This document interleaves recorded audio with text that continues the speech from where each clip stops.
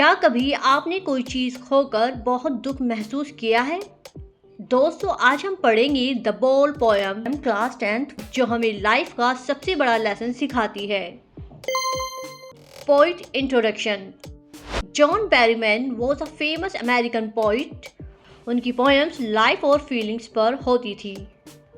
आइए पोएम को समझते हैं। Explanation of the poem.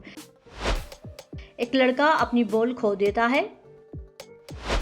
Ball पानी में गिर जाती है। वो बहुत दुखी हो जाता है। उसे पहली बार लॉस का एहसास होता है।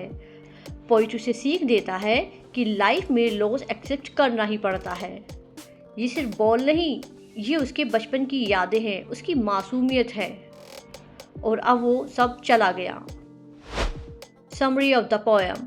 The poem is about a boy who loses his ball. He feels sad and helpless. The poet wants to teach him that loss is a part of life. We must learn to accept it and move on. ये कविता एक लड़के के बारे में है जो अपनी गेंद खो देता है। वह बहुत दुखी हो जाता है और कवि सिखाता है कि जीवन में नुकसान होना सामान्य है, हमें उसे स्वीकार करना ही चाहिए। Important message. ये पोयम हमें बहुत सारे इम्पोर्टेंट मैसेज देती है। Number 1, loss is natural. Number 2, we can't buy everything. Number 3, we must become mature. Number 4, emotional strength is important. ये कविता हमें स्ट्रॉन्ग बनाना सिखाती है। Exam oriented questions. Ball poem से बहुत सारे क्वेश्चन बन सकते हैं, तो क्वेश्चन किस तरीके से बनेंगे और एग्जामिनर क्या पूछ सकता है, तो चलिए आज डिस्कस करते हैं बोल पोएम की question answer. Question number 1, what is the central idea of the ball poem. Examiner आपसे इसका सेंट्रल आइडिया पूछ सकता है। I will give you answer in points. Point number 1, loss of ball. Point number 2, child's first experience of loss. Point number 3, learning responsibility. Point number 4, becoming mature. Loss of ball इसलिए दिखाया गया है क्योंकि poem में बच्चा ball खो देता है। Child first experience of loss, ये बॉल का खोना बच्चे का पहला लॉस ऑफ एक्सपीरियंस है, उसको दिखाया गया है। लर्निंग रेस्पॉन्सिबिलिटी दिखाई गई है कि चीज़ों को कैसे संभाल कर रखना चाहिए। बिकमिंग मैच्योर, और हमें बच्चों की तरह बिहेव नहीं करना चाहिए, हमें कैसे मैच्योर बनना चाहिए, चीज़ों को कैसे एक्सेप्ट करना चाहिए। क्वेश्चन नंबर 2 है, how does the poet help the boy cope with loss. Cope का मतलब होता है सामना करना, मुश्किलों से निपटना।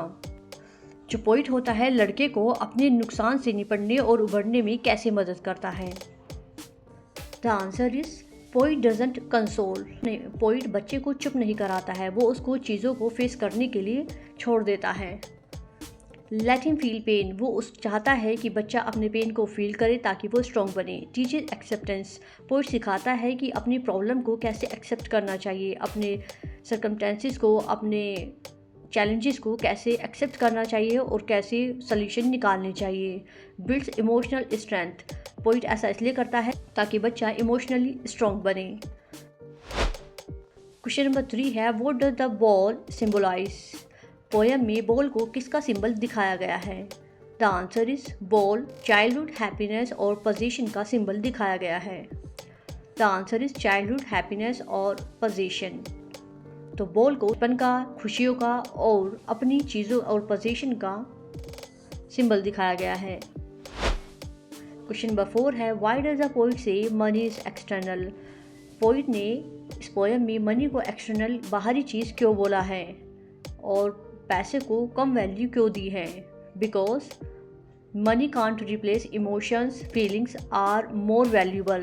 क्योंकि पोइट हमें सिखाता है कि मनी जो होती है, जो पैसा होता है, वो हमारी इमोशंस और फीलिंग्स को रिप्लेस नहीं कर सकता है। जो हमारी फीलिंग किसी चीज़ के साथ जुड़ी हुई होती है, वो हमारी दूसरी चीज़ों के साथ जुड़ी हुई नहीं हो सकती। बच्चे का जो कनेक्शन बॉल के साथ था वो दूसरी बॉल के साथ नहीं हो सकता है, इसलिए पैसे को ज़्यादा वैल्यू नहीं दी गई है। अगर आपको ये वीडियो हेल्पफुल लगी हो तो लाइक, शेयर और सब्सक्राइब ज़रूर करें channel your class English made easy. Thank you, bye bye.